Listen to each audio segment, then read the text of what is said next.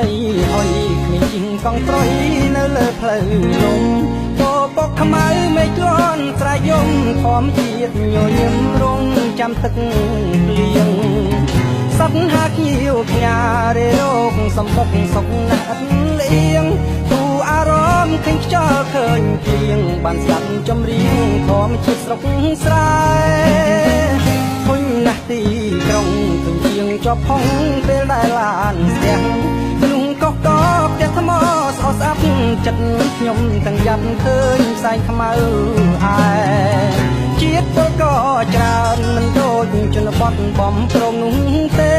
ឲ្យតែខ្ញុំមានពេលទុំនេះចូលចិត្តលំហែធម្មជាតិបរិសុទ្ធ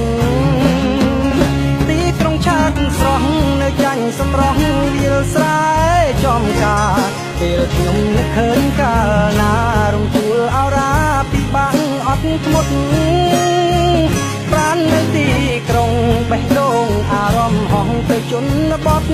ចង់រត់រកទាំងឡាយស្ងាត់ស្ងប់បំបត្តិទាំងខំស្មុគស្មាញម្ដងម្កាល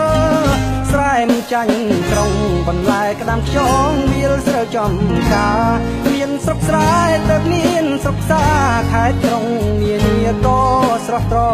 កាលស្រឡាញ់ជនបទធម្មជាតិបៃតងស្រស់ថ្លាដងដាលនឹកមិនភ្លេចស្រមៃក្រុមពេលនឹកដល់អនុស្សាវរីយ៍ស្រុកស្រែ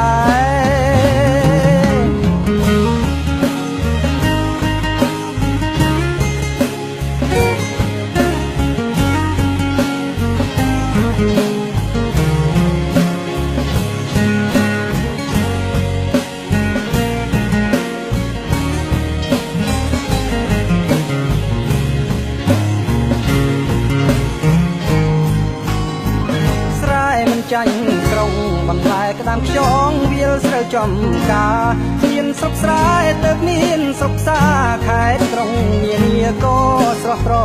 កាលស្រឡាញ់ជនបទធម្មជាតិបៃតងស្រស់ថ្លាដងដាលនឹកមិនភ្លេចស្រមៃក្រុមពេលនឹកដល់អនុស្សាវរីយ៍ស្រុក